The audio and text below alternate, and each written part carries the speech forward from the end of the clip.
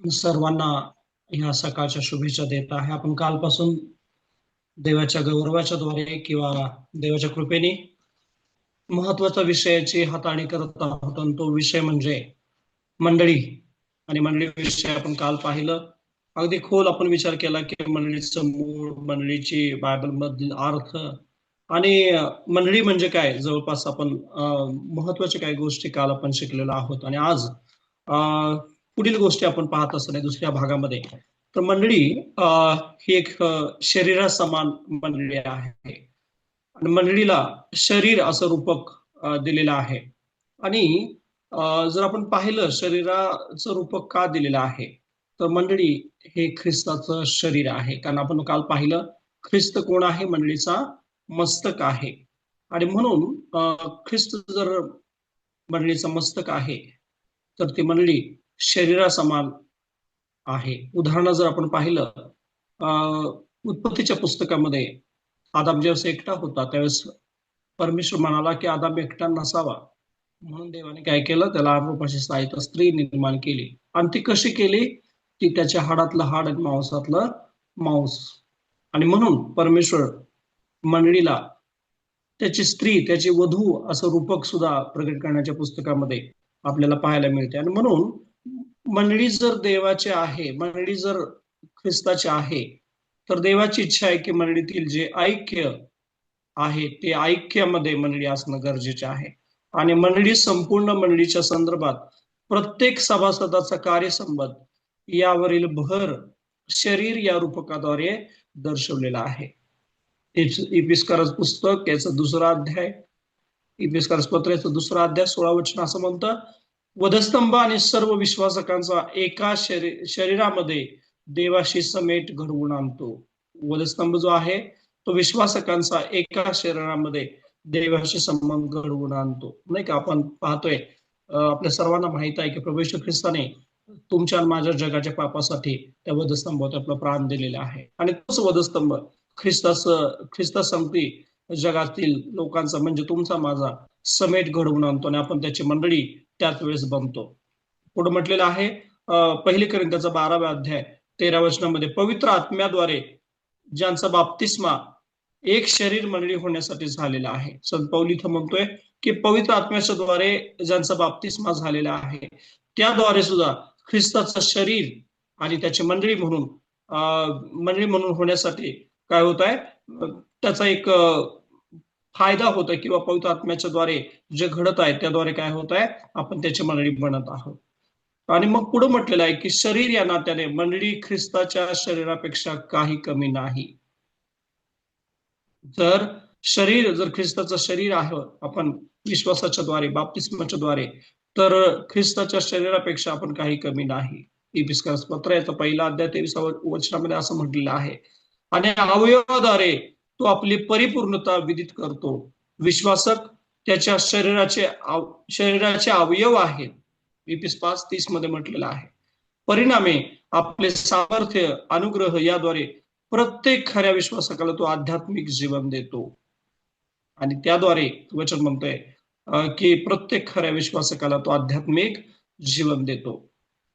आणि पुढे म्हटलेलं आहे कलसे 1:18 मध्ये, ख्रिस्त शरीराचे मस्तक आहे, ख्रिस्त मंडळीचे मस्तक आहे. आज विचार जर केला प्रियानो, आज मंडळी जे आहे, मंडळी म्हणजे तुम्ही आणि मी, आपण पाहत आहोत जगातील प्रत्येक चर्च जे येशू ख्रिस्तावर विश्वास ठेवतो, त्याच्या पवित्र नावामध्ये ज्याने विश्वास ठेवून बाप्तिस्मा घेतलेला आहे पिता पुत्र पवित्र आत्म्याच्या नावामध्ये, ते सर्वजण कोण आहेत, ख्रिस्ताचे शरीर आहेत, ख्रिस्ताची मंडळी आहे. आणि म्हणून आपण पाहतोय मंडळीला एक रूपक दिलेलं आहे, ते म्हणजे मंडळी जे आहे ते ख्रिस्ताच्या शरीराप्रमाणे आहे.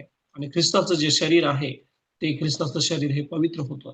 आणि ती मंडळी सुद्धा त्याच्या विश्वासाच्या द्वारे, बाप्तिस्माच्या द्वारे, पवित्र आत्म्याच्या द्वारे कशी झालेली आहे, शुद्ध आणि पवित्र झालेले आहे.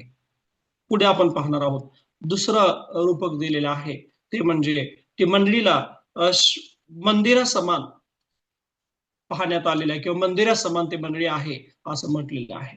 होय, आज देवाचं वचन म्हणतंय की आज मंडळी जी आहे ते ख्रिस्ताच्या शरीराप्रमाणे आहे. जर आपण पाहिलं 1 कोरिंथी 3 मध्ये की देव म्हणतोय तुमचं शरीर हे माझं पवित्र मंदिर आहे. आणि म्हणून इथं म्हटलेलं आहे, मंडळी पवित्र आत्मा निवास करणारी देवाची इमारत, देवाचे मंदिर आहे. पहा, मंडळी म्हणजे त्याने मी, आपल्यामध्ये कोण आहे? देवाचा आत्मा आहे. देव त्याच्यामध्ये निवास करतो आणि आपण देवाचे मंदिर म्हणजे त्याची इमारत असे आहोत. येशू ख्रिस्त तिचा पाया आहे आणि येशू ख्रिस्त त्या मंडळीचा कोनशिला आहे. पहिले करीन याचा 3रा अध्याय 9 ते 16 वर्षामध्ये जर आपण पाहिलं तर आपल्याला समजेल की येशू ख्रिस्त हा मंडळीचा जो काय आहे पाया आहे. कालच आपण पाहिलं कॉर्नरस्टोन म्हणजे पाया जो आहे, कोनशिला आपण पाहतोय की मुख्य कोनशिला येशू ख्रिस्त आहे आणि येशू ख्रिस्तावरती हे मंडळी जे आहे ते बिल्ड झालेले आहे किंवा मंडळी उभा राहिलेले आहे. मग पुढे म्हटलेलं आहे की हे मंदिर मोडके मृतावस्थेतील नाही, तर तिचा वाद चैतन्यमय असल्याचे दर्शवते. ही जे मंदिर आहे, ही जे मंडळी आहे किंवा हे मंदिर मोडकं नसावं किंवा मृता अवस्थेमधील नसलं पाहिजे, कारण तिचं जे वाढ आहे ते चैतन्यमय असल्याचं आपल्याला वचनामध्ये दर्शवत आहे.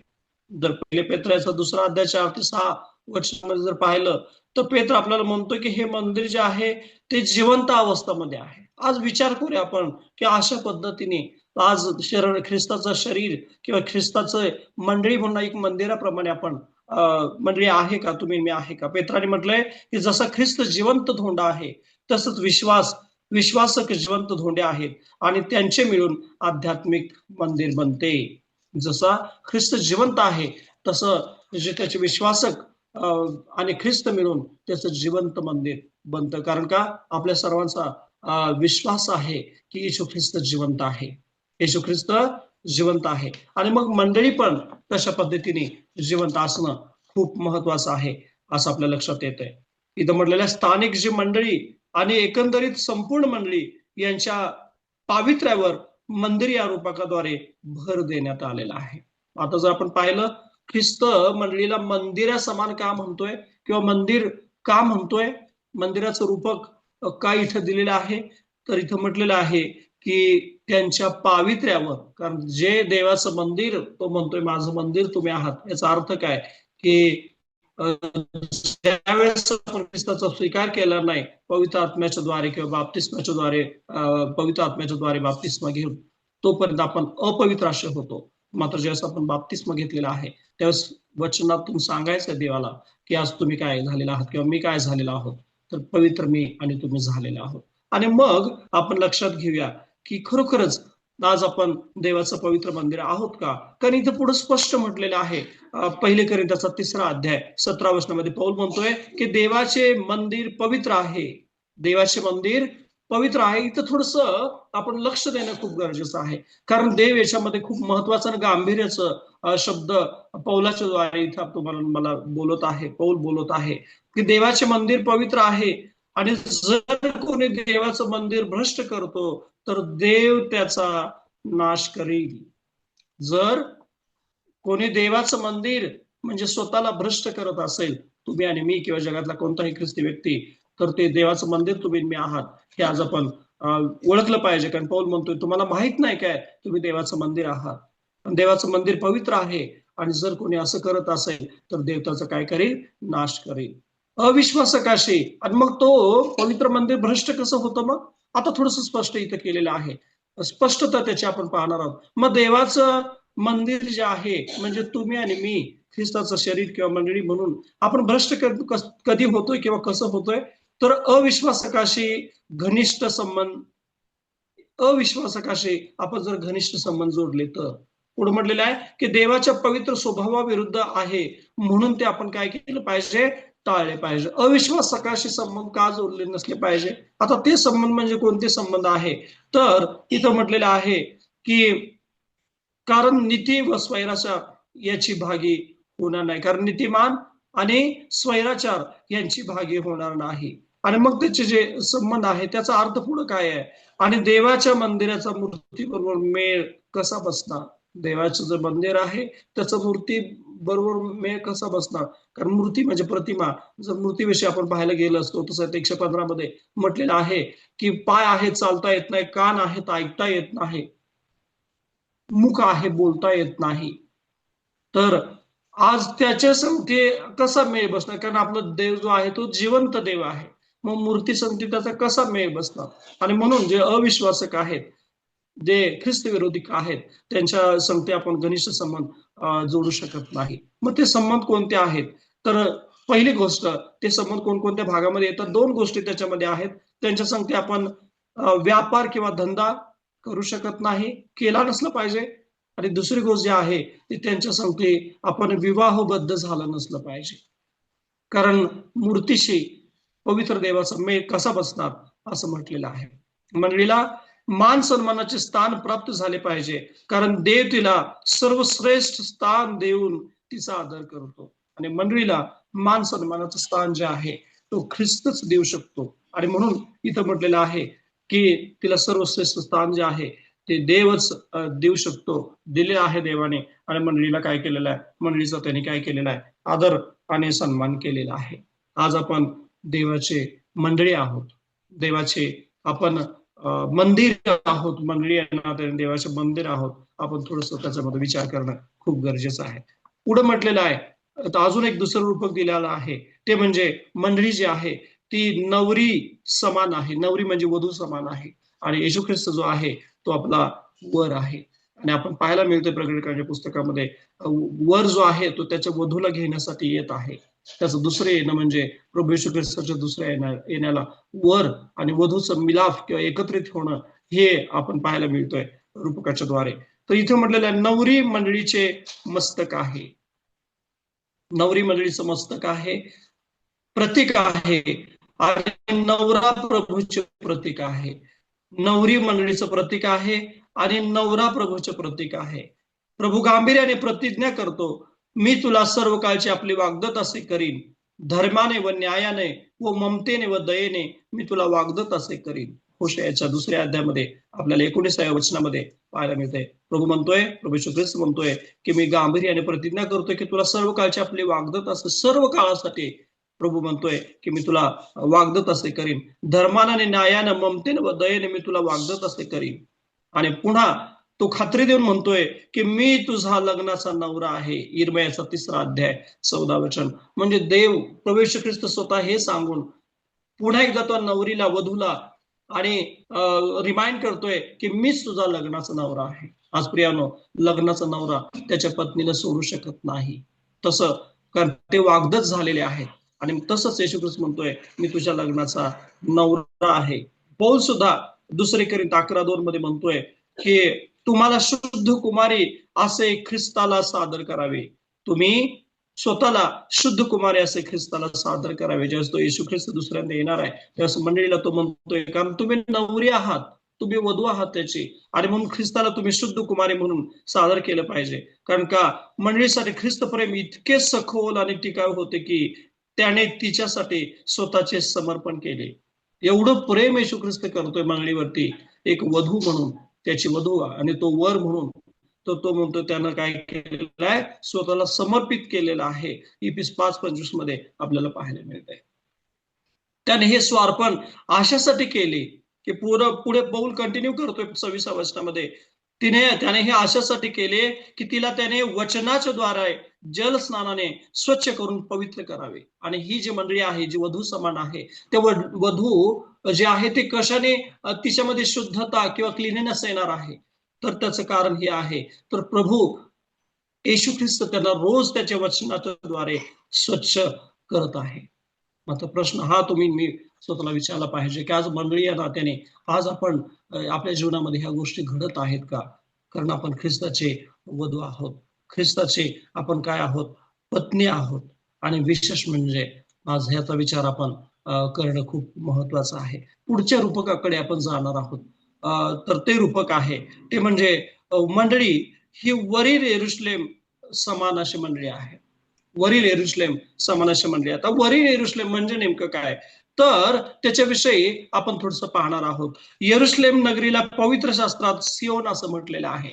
यरुशलेम नगरीला पवित्र शास्त्रामध्ये सियोन असं म्हटलेलं आहे. आणि त्या ठिकाणी देव त्यांच्या बरोबर निवास करतो. आणि त्या सियोनामध्ये स्तोत्रकर्ता 9:11 मध्ये म्हटलेला आहे, स्तोत्रकर्ता म्हणतोय की तो देव जो आहे त्या सियोन मध्ये त्या ठिकाणी निवास करतोय आणि सियोनातून उद्धार प्राप्त होतो, असं सुद्धा स्तोत्र 14:7 म्हणतं, 53:6 म्हणतं.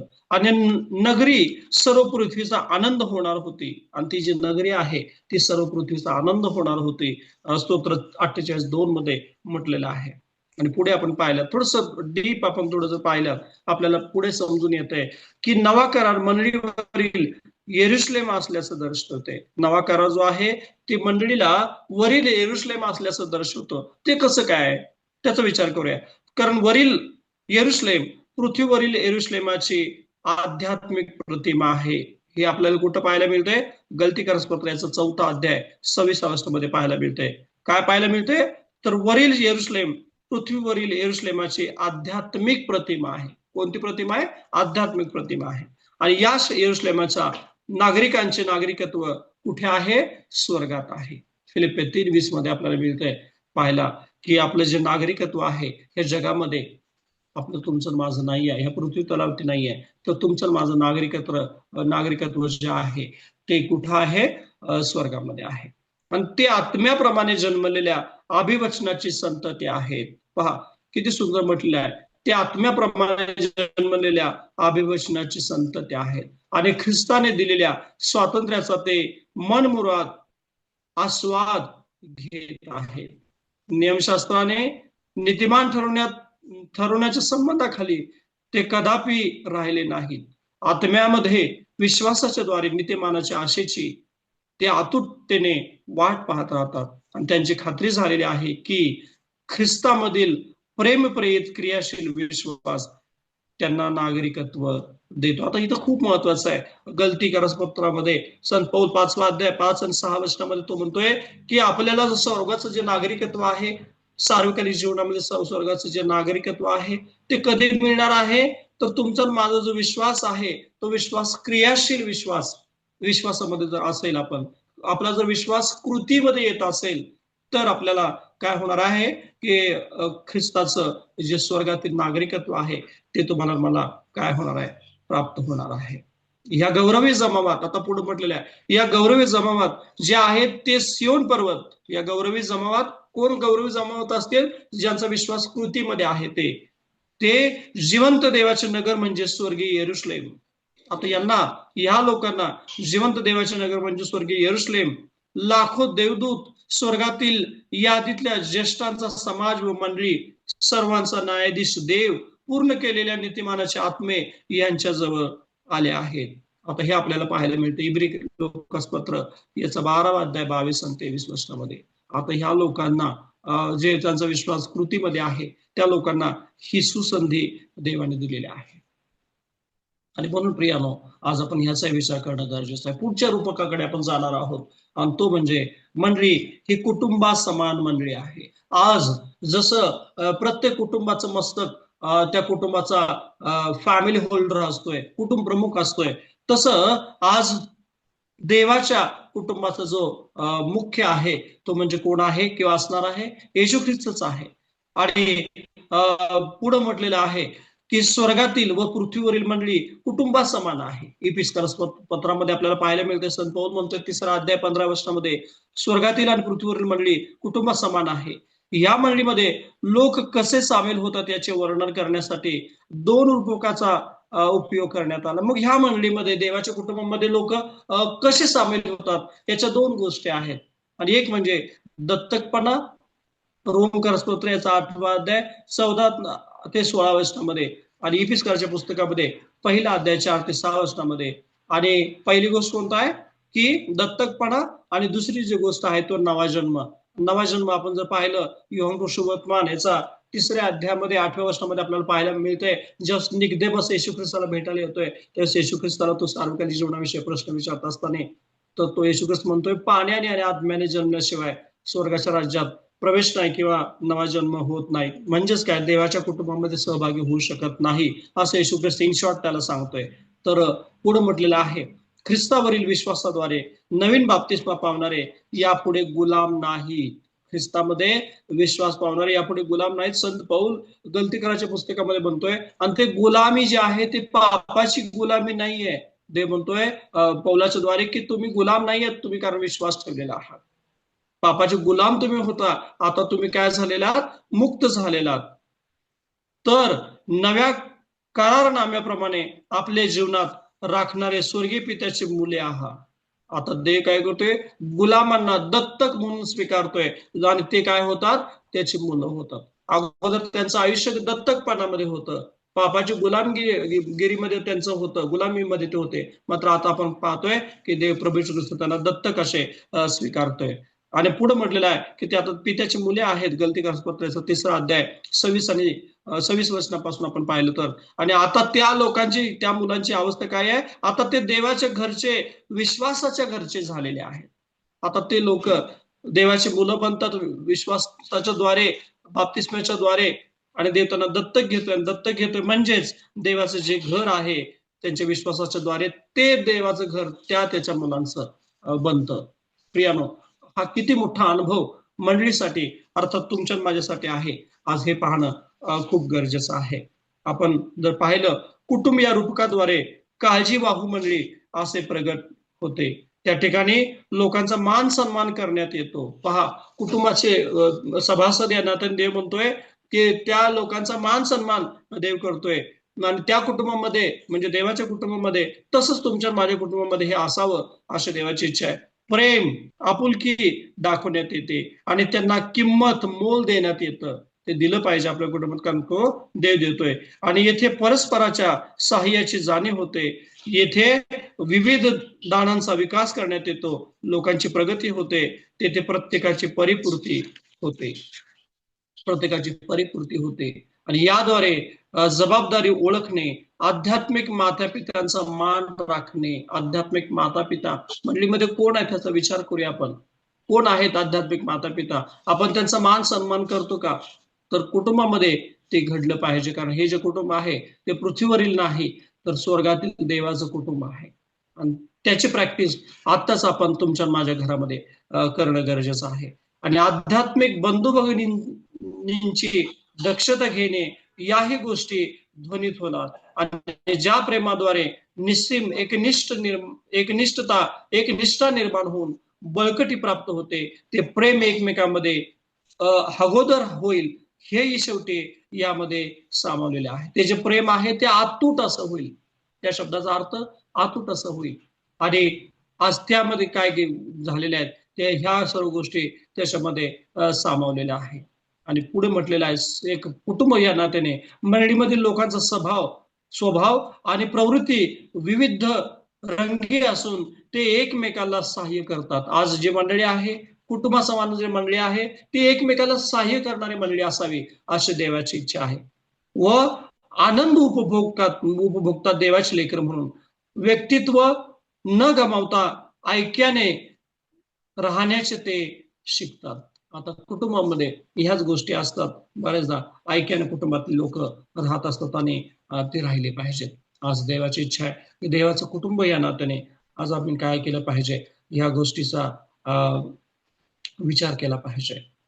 शेवटचं रूपकाकडे आपण जाऊया आणि उद्या बाकीचे रूपक आपण पाहणार आहोत. ते म्हणजे 6वं रूपक, सत्याचा पाया व स्तंभ या समान मंडळी. आता मंडळी जी आहे, ख्रिस्ताची इच्छा आहे ती सत्याचा पाया असली पाहिजे आणि ती स्तंभाप्रमाणे असले पाहिजे. मन स्तंभ जो आहे तो न डळमळणारा, सत्याचा पाया जो आहे तो न डळमळणारा, कारण मंडळी ही पायाप्रमाणे असावी अशी देवाची इच्छा आहे. कारण का असं का असलं पाहिजे, तर जिवंत देवाची मंडळी सत्याचा स्तंभ आणि पाया आहे. का ती अचल असली पाहिजे, का ती कणखर किंवा व्यवस्थित असली पाहिजे, न डळमळणारी असली पाहिजे, कारण ती देवाची मंडळी आहे. आणि ती फक्त देव नाही, तर जिवंत देवाची मंडळी ती आहे. असं का म्हणतोय इथं म्हटलेलं आहे, तर पुढं मी म्हणत आहे इथं, तर शत्रूंच्या हल्ल्यापासून सत्य सुरक्षित ठेवण्यासाठी ती सत्याचा किल्ला आणि कोठार आहे. आणि ही का डळमळणारी किंवा अचल अशी का असली पाहिजे, खंबीर का असली पाहिजे, तर ह्या मंडळीवरती, ह्या देवाच्या लोकांवरती अनेक हल्ले सैतान पूर्वीपासून आतापर्यंत करत आहे. आणि त्या हादऱ्यापासून किंवा त्या हल्ल्यापासून ती मंडळी कशी असली पाहिजे, सुरक्षित असली पाहिजे. आणि ते एक सत्याचं कोठार असलं पाहिजे असंही म्हटलेलं आहे. सत्य कितीही शक्तिशाली असले तरी ते प्रगत नाही, हे अप्रगत नाही. सत्य शक्तिशाली असले तर अप्रगत असं नाहीये असं म्हटलेलं आहे. पवित्र शास्त्र वचनावर असा प्रकाश, नवे तत्व किंवा नवीन अर्थबोध झाल्याचे काही सभासद घोषित करतात, तेव्हा अनुभविक सभासदाने त्यांची कसोटी पवित्र शास्त्रातील शिकवणीशी करावी. आता काही लोक बायबलच्या विरोधात किंवा स्वतःचे मत लोकांसमोर घेऊन येतात. तर देवाला सांगायचं इथं की तुम्ही मी जे आहे ते काय केलं पाहिजे. एक सत्याचा पाया किंवा स्तंभ या समाज मंडळी आहे त्याने त्याचं तुलना केली पाहिजे पवित्र शास्त्रासंगती. लोकांची मतं न पाहता देवाचं सांगणं याचा विचार केला पाहिजे. आणि म्हणून जी मंडळी आहे ती सत्याचा पाया असावी असं म्हटलं पाहिजे. जर तशी नसेल तर मंडळी ती कोणत्याही शिकवणीमध्ये मर्ज होऊ शकेल. आणि म्हणून देव म्हणतोय की मंडळी जी आहे ते स्तंभासारखे असले पाहिजे, सत्यामध्ये सत्याचा पाया असले पाहिजे. आणि पुढे म्हटलेलं आहे की नवा प्रकाश पवित्र शास्त्रातील शिकवणीशी जुळत असेल तर ते मंडळीने स्वीकारावे. मंडळी जर सत्याचे पाय जर आहे तर नवा प्रकाश जर पवित्र शास्त्राशी जुळत असेल तर ते मंडळीने स्वीकारावे. नसेल तर धिक्कारावे. सर्व सभासदांनी बायबल आधारित निर्णय मान्य करावा. सर्व सभासदांचं कर्तव्य आहे बायबल आधारित जो निर्णय आहे तो मान्य केला पाहिजे. कारण सुमंत्री बहुत असले म्हणजे कल्याण होत नाही. नीतिसूत्राच्या 11-14 वचनामध्ये शलोमोन राजा म्हणतोय सुमंत्री भरपूर असले तरी कल्याण होतोय अशातला का भाग नाहीये. आणि म्हणून प्रियानो आज आपण काय केलं पाहिजे या गोष्टीचा विचार करूया, केला पाहिजे. देवबापाचे आपण विशेष आभार मानूया. कारण मंडळीला म्हणजे तुम्हाला मला कोणकोणत्या रूपकाच्या द्वारे तो बोलतोय. तो स्वतःचं कुटुंब म्हणतोय, तो स्वतःचं शरीर म्हणतोय, तो मंदिर म्हणतोय, तो मंडळीला वेगवेगळ्या प्रकारचा दर्जा देतोय, मंडळीला वधू म्हणतोय आणि मंडळीला तो काय करतोय नवीन यरुशलेम म्हणतोय. आणि म्हणून आपण किती देवाचे आभार मानले पाहिजेत की देवाने ही संधी तुम्हाला मला दिलेली आहे, हा दर्जा दिलेला आहे, मी म्हणेन हा व्हॅल्यू तुम्हाला मला देवाने दिलेला आहे. आणि म्हणून देवाची मंडळी या नात्याने जे आपलं कर्तव्य आहे ते आपण आज सुद्धा आणि पुढील आयुष्यामध्ये सुद्धा आपण पार पाडूया. आणि देवाचे जे मौल्यवान आशीर्वाद आहेत ते आपण आशीर्वाद घेऊया. देवबाप करो आज तुम्हाला मला ह्या शिकवणीच्या द्वारे विशेष प्रकारचा आज आशीर्वाद देव हीच मी त्याच्याकडे ह्या वेळेस प्रार्थना करत आहे. देवबाप तुम्हाला आशीर्वाद देव. थँक्यू.